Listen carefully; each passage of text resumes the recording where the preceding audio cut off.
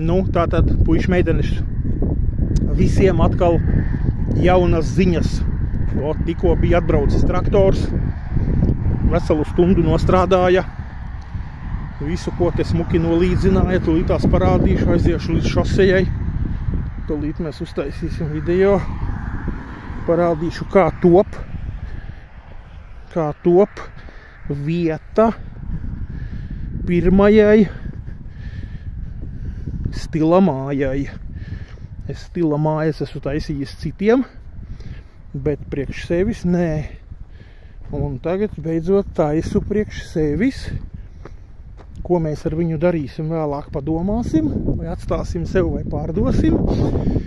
Bet sākam no šosejas. Tātad lūk, griežamies un re, kur ir šeit ceļš. Tātad super. Te bija divas lielas kaudzes, traktors aizšķūrēja, aizveda prom. Nu, ot, redziet, kā ir visas, kas tagad vasaras garumā. Te ir taisīts ceļš. Te ir rakts ārā un te ir šķembots un te ir, kas tik nav darīts, investēti simti un tūkstoši. Kaudze naudas ir iztērēta pa šito visu. Bet toties tagad ir šitāds foršais labais ceļš. Lūk, un traktors arī uztaisīja vienu interesantu bedri.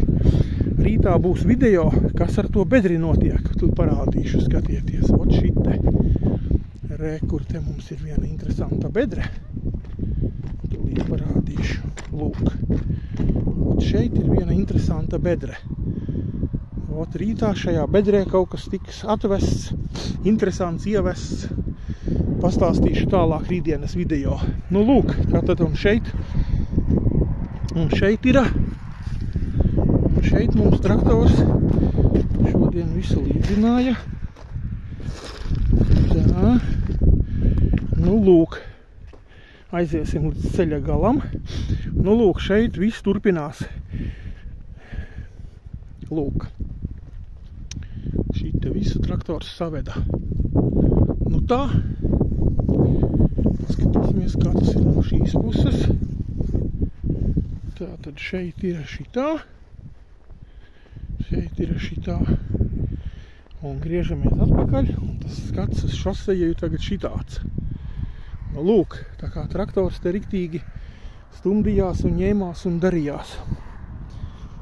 Lūk, un galvenā vērtība, kāpēc traktoru saucu, ir tā interesantā bedre, kurā rītā notiksies interesantas lietas. Lūk.